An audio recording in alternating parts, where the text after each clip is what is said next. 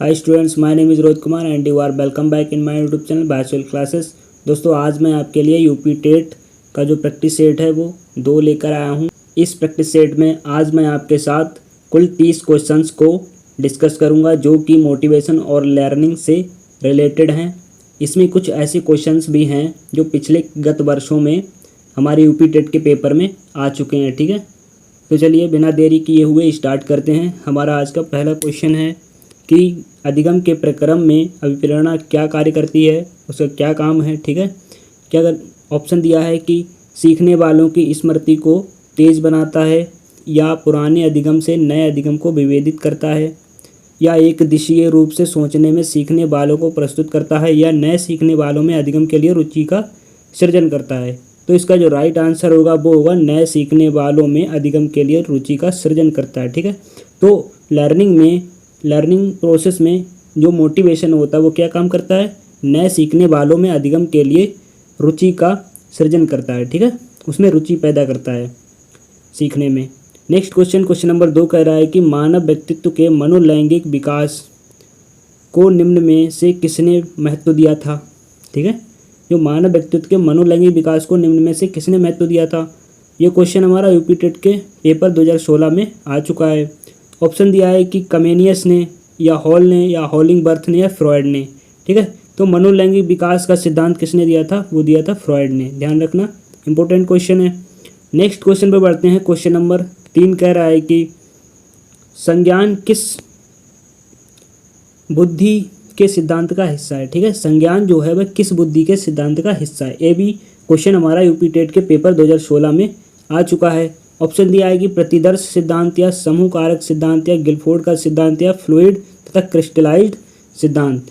तो इसका जो आंसर होगा वो होगा ऑप्शन 4। ठीक है, फ्लूइड और क्रिस्टलाइज्ड सिद्धांत। तो हमारा जो बुद्धि का सिद्धांत है फ्लूइड तथा क्रिस्टलाइज्ड सिद्धांत, उसका क्या है, संज्ञान हिस्सा है। नेक्स्ट क्वेश्चन नंबर 4, अंतर्मुखी व्यक्तित्व एवं बहिर्मुखी व्यक्तित्व का वर्गीकरण किसने किया था। ऑप्शन दिया कि फ्रॉयड ने किया था, या जुंग ने किया था, या मन ने किया था, या आल्पोर्ट ने किया था। ये भी क्वेश्चन हमारा यूपी टेट के पेपर 2017 में आ चुका है। इंपॉर्टेंट क्वेश्चन है। तो अंतर्मुखी व्यक्तित्व और बहिर्मुखी व्यक्तित्व का वर्गीकरण किसने किया था, तो इसका जो राइट ऑप्शन होगा वो होगा जुंग। ठीक है, जुंग ने किया था। क्वेश्चन नंबर 5, फ्रॉयड के अनुसार हमारे मूल्यों का आंतरिकीकरण में होता है। क्या होता है आंतरिकीकरण में, ये क्वेश्चन हमारा यूपी टेट के पेपर 2016 में आ चुका है। फ्रॉयड के अनुसार हमारे मूल्यों का आंतरिकीकरण में होता है, इदम होता है, या अहम होता है, या परा अहम होता है, या परिस्थितियाँ होती हैं।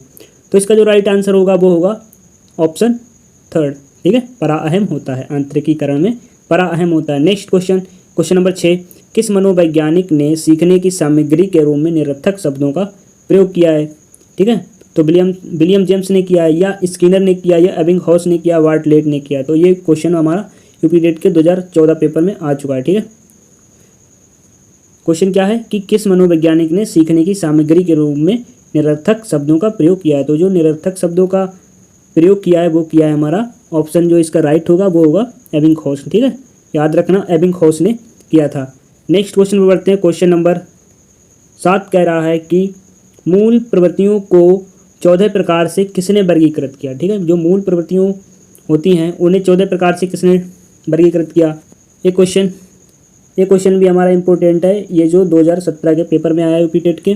तो ऑप्शन दिया है कि ड्रेवल, मैकडुगल, या थॉर्नडाइक, या वुडवर्थ। ठीक है, मूल प्रवृत्तियों को 14 प्रकार से किसने वर्गीकृत किया है, तो इसका जो राइट आंसर होगा वो होगा मैकडुगल ने। ठीक है, नेक्स्ट क्वेश्चन पर बढ़ते हैं।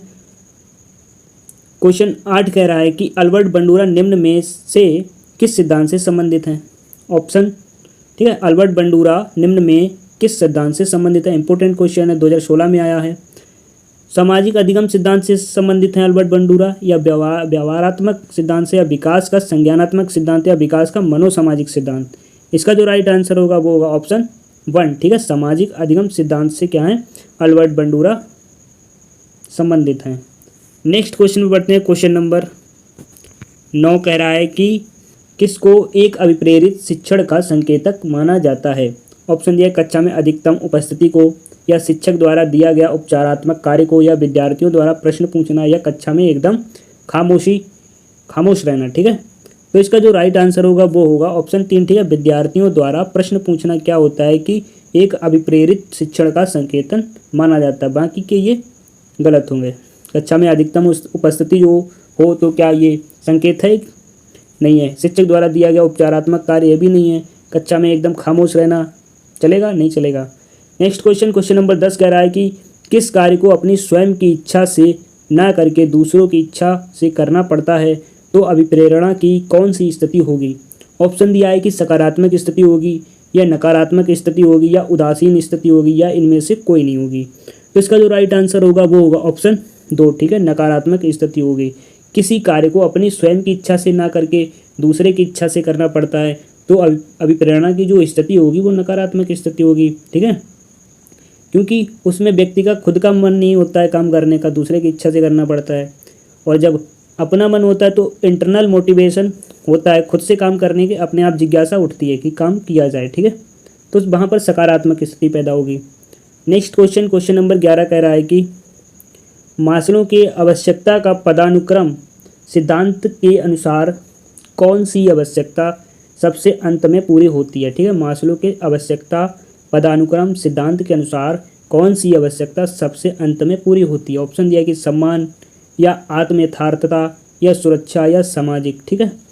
तो इसका जो राइट आंसर होगा वो होगा आत्म यथार्थता, ठीक है। मास्लो ने क्या किया कि सबसे पहले बेसिक नीड को रखा, फिर सेफ्टी नीड, फिर सोशल नीड, फिर स्टीम नीड जिसको आत्मसम्मान बोलते हैं, फिर सेल्फ एक्चुअलाइजेशन नीड, ठीक है।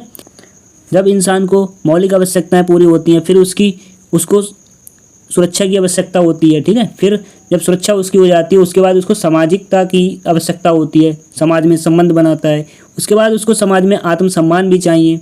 आत्मसम्मान जब मिल जाता है तो वह आत्म सिद्धि को प्राप्त करना चाहता है, ठीक है। ये प्रोसेस होती है मास्लो के जो पदानुक्रम सिद्धांत दिया है उसने आवश्यकता का, उसका ये प्रोसेस है। नेक्स्ट क्वेश्चन नंबर 12 कह रहा है कि मास्लो के अनुसार निम्नलिखित प्रेरणाओं में सबसे अधिक शक्तिशाली प्रेरणाएं कौन सी हैं, ठीक है। मास्लो के अनुसार निम्नलिखित प्रेरणाओं में सबसे अधिक शक्तिशाली प्रेरणाएं कौन सी हैं? ऑप्शन दिया दैहिक आवश्यकताएं या व्यक्तिगत सामाजिक या अर्जित प्रेरणाएं या सामान्य सामाजिक। तो इसका जो राइट आंसर होगा वो होगा हमारा ऑप्शन 3, अर्जित प्रेरणाएं, ठीक है। नेक्स्ट क्वेश्चन नंबर 13 कह रहा है कि अभिप्रेरणा से संबंधित सिद्धांत एवं उसके प्रतिपादक का नाम दिया गया है, निम्न में से कौन सा युग्म सही नहीं है, ठीक है। तो ऑप्शन दिया है कि मूल प्रवृत्ति का सिद्धांत किसने दिया है? मैकडूगल ने दिया है, क्या सही है, ठीक है। और सेकंड दिया है कि मनोविश्लेषण का सिद्धांत मास्लो ने दिया है, क्या ये सही है? या शारीरिक क्रिया का सिद्धांत मार्गेन ने दिया है, क्या ये सही है? नेक्स्ट ऑप्शन अधिगम सिद्धांत कर्ट लेविन ने दिया है। इसमें जो मूल प्रवृत्ति का सिद्धांत है वह मैकडूगल ने दिया है, राइट है ये। और मनोविश्लेषण का सिद्धांत मास्लो ने दिया, ये राइट नहीं है। तो इसमें पूछा गया है कि अभिप्रेरणा से संबंधित सिद्धांत एवं उसके प्रतिपादक का नाम दिया गया है, निम्न में से कौन सा युग्म सही नहीं है? तो मनोविश्लेषण का सिद्धांत मास्लो ने दिया, ये रॉन्ग है, ठीक है। मास्लो ने क्या दिया? आवश्यकता पदानुक्रम सिद्धांत दिया है, ठीक है। और शरीर क्रिया का सिद्धांत मार्गन ने दिया, राइट है। अधिगम सिद्धांत कर्ट लेविन ने दिया, राइट है। नेक्स्ट क्वेश्चन पर बढ़ते हैं। क्वेश्चन नंबर 14 कह रहा है कि प्रेक्षणात्मक अधिगम संप्रत्यय द्वारा दिया गया था। ये क्वेश्चन भी यूपी टेट के पेपर 2016 में आया हुआ है। इसमें कह रहा है कि प्रेक्षणात्मक अधिगम संप्रत्यय द्वारा दिया गया था, क्या दिया? टोलमैन ने दिया या बेंडूरा ने दिया, थॉर्नडाइक ने दिया या कोलर ने दिया। तो इसका जो राइट आंसर होगा वो होगा ऑप्शन 2, ठीक है। बेंडूरा ने दिया है, प्रेक्षणात्मक अधिगम संप्रत्यय बेंडूरा ने दिया। नेक्स्ट क्वेश्चन नंबर 15 कह रहा है कि उपलब्धि अभिप्रेरणा है, ठीक है। चुनौतीपूर्ण कार्य करने में डटे रहने की प्रवृत्ति है या असफलता से बचने की प्रवृत्ति है या सफलता व असफलता को समान रूप से स्वीकार करने की तत्परता या बिना विचारे जल्दबाजी में कार्य करने की प्रवृत्ति है। इसका जो राइट आंसर होगा वो होगा ऑप्शन 1, ठीक है। चुनौतीपूर्ण कार्य करने में डटे रहने की प्रवृत्ति है। उपलब्धि अभिप्रेरणा क्या है? चुनौतीपूर्ण कार्य करने में डटे रहने की प्रवृत्ति है। नेक्स्ट क्वेश्चन नंबर 16 कह रहा है कि निम्नलिखित में से प्रेरणा देने वाला घटक क्या है? आकांक्षा है, दंड है या प्रोत्साहन है या ये सभी है? तो इसका जो राइट आंसर होगा वो होगा ऑप्शन 4, ठीक है, सभी हैं। यहाँ पर प्रेरणा वाले घटक आकांक्षा भी है, प्रोत्साहन भी है और दंड भी है, ठीक है। नेक्स्ट क्वेश्चन नंबर 17 अधिगम में अभिप्रेरणा का क्या महत्व है? ठीक है। यह छात्रों में उत्सुकता उत्पन्न करती है, या छात्रों को कार्य करने के लिए आंतरिक ऊर्जा प्रदान करती है, या यह छात्रों में नैतिक मूल्यों को बढ़ाती है, या उपरोक्त सभी। तो इसका जो राइट आंसर होगा, सभी जो ऑप्शन है वो पॉजिटिव हैं, ठीक है, मोटिवेशन के अकॉर्डिंग है। तो इसका जो राइट आंसर होगा वो 4 होगा हमारा, ठीक है, उपरोक्त सभी। यह छात्रों में उत्सुकता उत्पन्न करती है, राइट है। छात्रों को कार्य करने के लिए आंतरिक ऊर्जा प्रदान करती है, ये भी राइट है। यह छात्रों में नैतिक मूल्यों को बढ़ाती है, ये भी राइट है। तो नेक्स्ट क्वेश्चन है हमारा क्वेश्चन नंबर 18, प्रेरणा किसकी व्याख्या करती है? व्यवहार की। व्यवहार क्या है? व्यवहार के प्रभाव, या व्यवहार क्यों घटित होता है, या इनमें से कोई नहीं। तो इसका जो राइट आंसर होगा वो होगा हमारा व्यवहार क्यों घटित होता है। ये क्या है? प्रेरणा इसकी व्याख्या करती है कि व्यवहार क्यों घटित होता है, ठीक है। नेक्स्ट क्वेश्चन, क्वेश्चन नंबर 19, सीखने में प्रेरणा की भूमिका होती है। ऑप्शन 1 है, यह बाल व्यवहार में परिवर्तन लाती है, यह चरित्र निर्माण में सहायता करती है, यह मानसिक विकास को बढ़ाती है, या उपरोक्त सभी, ठीक है। सीखने में प्रेरणा की भूमिका होती है कि यह बाल व्यवहार में परिवर्तन भी लाती है, यह चरित्र निर्माण में भी सहायता करती है, और यह मानसिक विकास को भी बढ़ाती है। इसलिए इसका राइट आंसर होगा ऑप्शन 4, उपरोक्त सभी। क्वेश्चन नंबर 20 कह रहा है कि सीखने में प्रेरणा का स्थान अत्यंत महत्वपूर्ण है, क्योंकि इसमें बालकों में क्या होता है? व्यक्तिगत विभिन्नताओं में कमी होती है क्या, या शारीरिक विकास होता है, या अनुशासन की भावना का विकास होता है, या सामाजिक गुण सीमित रहते हैं, ठीक है। तो इसका जो राइट आंसर होगा वो होगा हमारा ऑप्शन 3 वाला होगा, अनुशासन की भावना का विकास होता है, ठीक है। सीखने में प्रेरणा का जो स्थान अत्यंत महत्वपूर्ण है वह है अनुशासन की भावना का विकास होना, right. Next question, question number 21 कह रहा है कि छात्रों को अधिगम के प्रति आकर्षित करने के लिए अभिप्रेरणा महत्वपूर्ण भूमिका निभाती है। इसे बढ़ाने के लिए शिक्षकों को क्या करना चाहिए? ऑप्शन दिया है कि छात्रों के मध्य प्रतिस्पर्धात्मक वातावरण उत्पन्न करना चाहिए, या अच्छे विद्यार्थियों को पुरस्कृत करना चाहिए, या पढ़ाए जाने वाले विषय की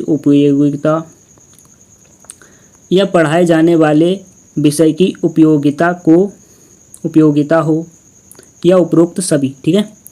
इसका जो राइट आंसर होगा वो होगा हमारा ऑप्शन 4, ठीक है। सभी ऑप्शन हमारे राइट होंगे। नेक्स्ट क्वेश्चन, क्वेश्चन नंबर 22 कह रहा है कि निम्नलिखित में से कौन सा सीखने के लिए अधिकतम रूप से अभिप्रेरित करता है, ठीक है। निम्नलिखित में से कौन सा सीखने के लिए अधिकतम रूप से अभिप्रेरित करता है? ऑप्शन दिया है कि बहुत सरल या कठिन लक्ष्यों को चयन करने की प्रवृत्ति, या लक्ष्यों को प्राप्त करने में व्यक्तिगत संतुष्टि, या बाह्य कारक या असफलता से बचने के लिए अभिप्रेरणा, ठीक है। इसका जो राइट आंसर होगा वो होगा ऑप्शन 2, लक्ष्यों को प्राप्त करने में व्यक्तिगत संतुष्टि, ठीक है। इसके बाद ही नेक्स्ट क्वेश्चन होगा हमारा क्वेश्चन नंबर 23, बालकों की सीखने की प्रक्रिया में कौन सा पर्यावरणीय कारक योगदान देता है? ऑप्शन दिया है पर्यावरण का प्रभाव, या वंशानुक्रम, या कक्षा का परिवेश, या ये सभी। तो इसका जो राइट आंसर होगा वो होगा हमारा ऑप्शन 4, ठीक है, सभी। तो पर्यावरण का प्रभाव, वंशानुक्रम, कक्षा का परिवेश, ये सभी पर्यावरणीय कारक क्या करते हैं? बालकों को सीखने की प्रक्रिया में अपना योगदान देते हैं, ठीक है। नेक्स्ट क्वेश्चन, क्वेश्चन नंबर 24, अधिगम की प्रक्रिया में निम्न में से कौन सा व्यक्तिगत कारक योगदान देता है, ठीक है। अधिगम की प्रोसेस में निम्न में से कौन सा जो व्यक्तिगत कारक होता है वो योगदान देता है? ऑप्शन दिया है कि बालकों को सीखने की रुचि, या शारीरिक व मानसिक दशाएं, या बुद्धि, या उपरोक्त सभी। इसका जो राइट आंसर होगा वो होगा उपरोक्त सभी, ठीक है। इसमें जो व्यक्तिगत कारक हैं, बालकों को सीखने की रुचि, शारीरिक व मानसिक दशाएं, और जो बुद्धि, ये सभी क्या करते हैं? अधिगम की प्रक्रिया में योगदान देते हैं। नेक्स्ट क्वेश्चन, क्वेश्चन नंबर 25 कह रहा है कि निम्नलिखित में से कौन सा एक सोचने की प्रक्रिया का अभिन्न अंग है, ठीक है। बुद्धि है, या रुचि है, या अनुकरण है, या अनुशासन है। तो इसका जो राइट आंसर होगा वो होगा ऑप्शन 1, सबको पता होना चाहिए, ठीक है। निम्नलिखित में से कौन सा एक सोचने की प्रक्रिया का अभिन्न अंग है? तो सोचते हैं हम किससे? बुद्धि से सोचते हैं, ठीक है। नेक्स्ट क्वेश्चन, क्वेश्चन नंबर 26 कह रहा है कि निम्नलिखित में दिए गए कथनों में कौन सही है, ठीक है। इसमें राइट ऑप्शन चूज करना है। तो ए दिया है कि बालकों को सीखने के लिए उन्हें प्रेरित करना चाहिए, या बच्चों को सीखने के लिए शारीरिक व मानसिक रूप से स्वस्थ रहना बहुत ज़रूरी है, या बुद्धि बालकों में खोजी दृष्टिकोण को बढ़ाती है, या अनुशासन छात्र जीवन का महत्वपूर्ण अंग है। तो इसमें राइट ऑप्शन कौन कौन से हैं ये हमें पता करना है। तो इसका जो राइट आंसर है वो है ऑप्शन 4 में सभी हैं राइट, लगभग क्या सभी राइट ही हैं। बालकों को सीखने के लिए उन्हें प्रेरित करना भी चाहिए और बच्चों को सीखने के लिए शारीरिक व मानसिक रूप से स्वस्थ रहना बहुत ज़रूरी है, ये भी राइट है। और बुद्धि बालकों में खोजी दृष्टिकोण को बढ़ाती है, ठीक है, उनमें नए नए काम करने की जो जिज्ञासा होती है वो बढ़ती है, बुद्धि इस टाइप से सोचती है उनके नज़रियों को, ठीक है।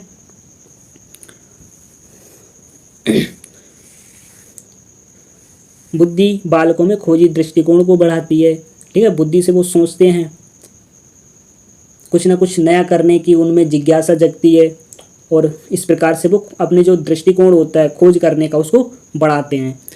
नेक्स्ट ऑप्शन अनुशासन छात्र जीवन का महत्वपूर्ण अंग है, ठीक है, ये भी राइट है, ठीक है, अनुशासन भी होना चाहिए जीवन में। नेक्स्ट क्वेश्चन नंबर 27 कह रहा है कि अधिगम की प्रक्रिया में कौन सा पर्यावरणीय कारक इस बात पर बल देता है यदि समाज विकसित व शिक्षित होगा तो उस समाज के बच्चे भी पढ़ाई के प्रति सजग होंगे तथा सीखने के प्रति जिज्ञासु बने रहेंगे, ठीक है।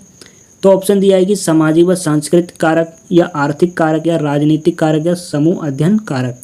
तो इसका जो राइट आंसर होगा वो होगा ऑप्शन 1, ठीक है, सामाजिक व सांस्कृतिक कारक एक ऐसा कारक है जिसमें पता लगता है हमको कि यदि समाज विकसित व शिक्षित होगा तो उस समाज के बच्चे भी पढ़ाई के प्रति सजग होंगे तथा सीखने के प्रति जिज्ञासु बने रहेंगे। क्वेश्चन नंबर 28 कह रहा है कि अध्यापकों को शिक्षण के दौरान शिक्षार्थियों को इस बात के लिए प्रेरित करना चाहिए, पाठ्यक्रम का अभ्यास करते रहना चाहिए ताकि पाठ लंबे समय तक याद रहे। अध्यापकों को छात्रों को स्वयं मूल्यांकन पर भी बल देना चाहिए। उक्त कथन किस पर्यावरणीय कारक की ओर संकेत करता है, ठीक है, राइट। पहला ऑप्शन दिया है अभ्यास एवं परिणाम से संबंधित कारक है, या सामाजिक कारक है, या वंशानुक्रम कारक है, या समूह अध्ययन कारक है। इसका जो राइट आंसर होगा वो होगा ऑप्शन हमारा फर्स्ट ही राइट होगा, अभ्यास एवं परिणाम से संबंधित कारक है ये, ठीक है। नेक्स्ट क्वेश्चन नंबर 29, शिक्षक एक राष्ट्र निर्माता है। इस दृष्टिकोण से यह जरूरी है कि शिक्षक भी पढ़ाने के प्रति अभिप्रेरित हो। यहाँ शिक्षकों से संबंधित अभिप्रेरणा का अर्थ है, क्या अर्थ है, ठीक है। ऑप्शन ए दिया है कि एक सफल प्रेरक के रूप में छात्रों को समझ एवं स्वयं को प्रस्तुत करे। ये भी राइट है हमारा कि एक सफल प्रेरक के रूप में छात्रों को समझ स्वयं को प्रेजेंट करे, ठीक है। और ऑप्शन बी कह रहा है कि छात्रों में जिज्ञासा का भाव उत्पन्न करना चाहिए, ये भी राइट है। शिक्षकों को उच्च नैतिक मूल्य प्रस्तुत करना चाहिए, ये भी राइट है। शिक्षक को पढ़ाने के संदर्भ में नवीन वैज्ञानिक दृष्टिकोण अपनाना चाहिए, क्या ये जरूरी है? बिल्कुल जरूरी है, ठीक है। शिक्षक को पढ़ाने के संदर्भ में नवीन वैज्ञानिक दृष्टिकोण अपनाना चाहिए। देखते हैं इसका जो राइट आंसर होगा वो क्या होगा।